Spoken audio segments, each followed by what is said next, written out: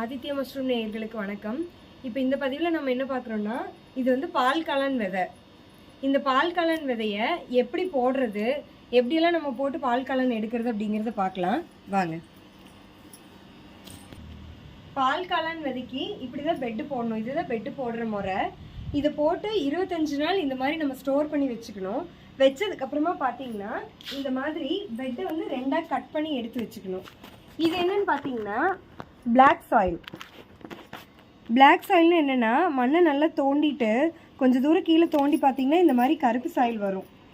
இதை வந்து calcium carbonate போட்டு நல்லா வேக வச்சு எடுத்து பதப்படுத்தி வச்சுருக்குறோம். இதோட பதப்படுத்தினதுக்கப்புறமா இதோட முறை எப்படின்னு பார்த்தீங்கன்னா, இப்படி கையில் பிடிச்சி இந்த மாதிரி வந்துச்சுன்னா கரெக்டான பக்குவத்தில் இருக்குது அப்படின்னு அர்த்தம். இது என்ன பண்ணணும்னா, இந்த பெட்டு போட்டு 25 நாள் கழித்து இந்த மாதிரி பெட்டை வந்து ரெண்டாக கட் பண்ணி எடுத்து வச்சுக்கிறோம். எடுத்து வச்சுட்டு நல்லா இந்த மாதிரி அமுத்தி விட்டுட்டு இந்த பிளாக் சாயிலை இந்த மாதிரி எடுத்து போடணும். எடுத்து போட்டுட்டு இந்த மாதிரி நல்லா பரப்பி விடணும். இந்த மண் எதுக்காக போடுறோன்னா, உள்ளுக்குள்ளே இருக்கிற பெட்டுக்கும் பில்லுக்கும் விதைக்கும் ஈரப்பதத்தை வந்து தக்க வைக்கிறதுக்காக தான் பிளாக் சாயில் போடுறது. பால் காளான் வந்து நல்லா வரும். பிளாக் சாயில் வந்து இந்த மாதிரி தான் போடணும். இப்படி போட்டுட்டு இந்த மாதிரி நல்லா பரப்பி விட்டுக்குங்க.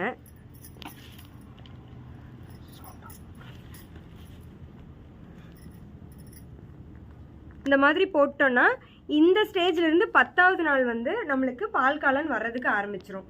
பால் காளான் வந்து எப்படின்னு பார்த்தீங்கன்னா, இதுக்கு வந்து சிப்பி காளானுக்கு வந்து கூலிங் தான் அதிகமாக தேவைப்படும். ஆனால் பால் காளானுக்கு கதகதப்பு வெப்பம் வந்து அதிகமாக தேவைப்படும். அது வந்து கூலிங் டெம்பரேச்சர் மெயின்டைன் பண்ணணும், இதில் வந்து ஹீட்டிங் டெம்பரேச்சர் மெயின்டைன் பண்ணணும். சிப்பி காளான் மாதிரி இதில் குடில் அமைச்சு நம்ம இந்த மாதிரி டொயினெல்லாம் கட்டி பெட்டு தொங்க விடுறது அந்த மாதிரி வேலையெல்லாம் இதில் கிடையாது. நம்ம சும்மா ஒரு ப்ளூ கலர் படுதாவை வாங்கி ஒரு சின்ன ஒரு ஷெட்டு மாதிரி போட்டு அதில் வந்து இதை வச்சோன்னாவே நல்லா பால் காளான் வந்து நல்ல ஒரு ஈல்டு கிடைக்கும். இதில் ஒரு பெட்டுக்கு வந்து 1/2 கிலோ காளான் எடுக்கலாம்.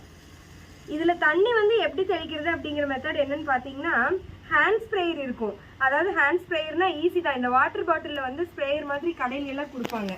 அதை வாங்கி கூட நம்ம ஸ்ப்ரே பண்ணலாம். அப்படி முடியல, அளவாக போடுறவங்க என்ன பண்ணலான்னா, கையிலேயே கூட தண்ணி தெளித்து விட்டு இதை வந்து நம்ம பார்க்கலாம். எப்படி என்னங்கிறத பார்த்துட்டு அதில் ஆரம்பத்தில் எல்லாமே வந்து ஆரம்பத்தில் கம்மியாக போட்டு அதில் எப்படி நம்மளுக்கு கிடைக்குது அப்படிங்கிறத பார்த்துட்டு நீங்கள் எக்ஸ்டெண்ட் பண்ணிக்கோங்க. ஓகே, இப்போ வந்து பால் காளான் வந்து ரொம்ப ஈஸியான மெத்தடு. அதனால இந்த வீடியோவில் பால் காளான் எப்படி நம்ம செட் பண்ணுறதுன்னு பார்த்துட்டோம். அடுத்த வீடியோவில் வந்து சிப்பி காளானை எப்படி வந்து நம்ம படுக்கை இதில் போட்டு பெட் எப்படி மாட்டுறது, அதை எப்படி ஸ்ப்ரே பண்ணுறது, வாட்டர் ஸ்ப்ரேயர் எப்படி அப்படிங்கிறத அடுத்த வீடியோவில் நம்ம பார்க்கலாம். பால் காளான் விதை தேவைப்பட்டாலும் சிப்பி காளான் விதை தேவைப்பட்டாலும் நாங்களே கொடுத்துட்ருக்குறோம். யாருக்கு எந்த விதை வேணாலும் எங்களோட நம்பருக்கு தொடர்பு கொண்டிங்கன்னா விதை வாங்கிக்கலாம். லேப் ஆரம்பிச்சாச்சு. இந்த சேனலை சப்ஸ்கிரைப் பண்ணாதவங்க சப்ஸ்கிரைப் பண்ணிக்கோங்க. அப்போ தான் நான் போடுற ஒவ்வொரு வீடியோவும் உங்களுக்கு வரும். தேங்க்யூ.